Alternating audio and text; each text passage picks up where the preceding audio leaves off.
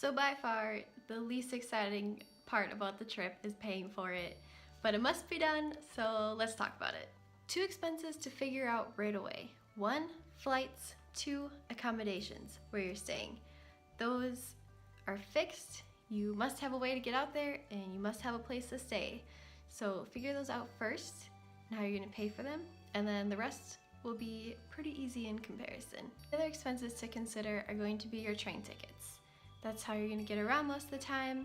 Also, just leave a little buffer for bullet trains. They do cost more than a train ticket. I did $5 to $10 a day as far as train travel goes, and that worked out just fine for me. Also think about how much you want to spend on food. I think you'd be good with a $50 a day budget. That gives you room to be more exploring some days and less on others.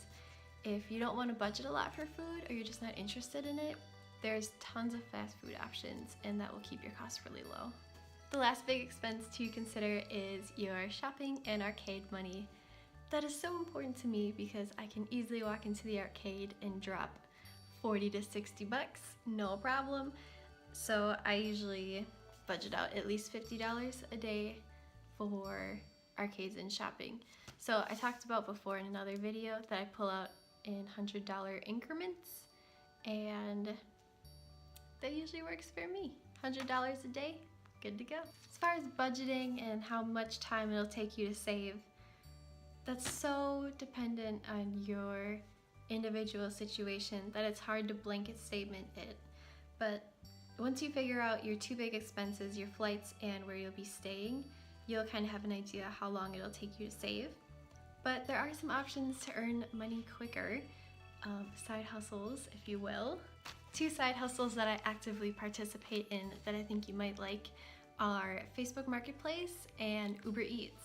So Facebook Marketplace, all I do is take my old junk that I don't use anymore, sell it to local people. There's also a shipping option. I'm just not interested in the hassle of shipping, and I make some money that way. I also do Uber Eats, which is Uber, except you're delivering food, not people, and I like that because it's safe and it gives me a lot of quiet drive time, which I really enjoy. If you're interested in trying Uber Eats yourself, I'll put a link below and you can see if it's in your area. If an independent side hustle isn't your style, or there's just not a lot of options where you live, grabbing a part-time job on the weekends could be a good way to save up. And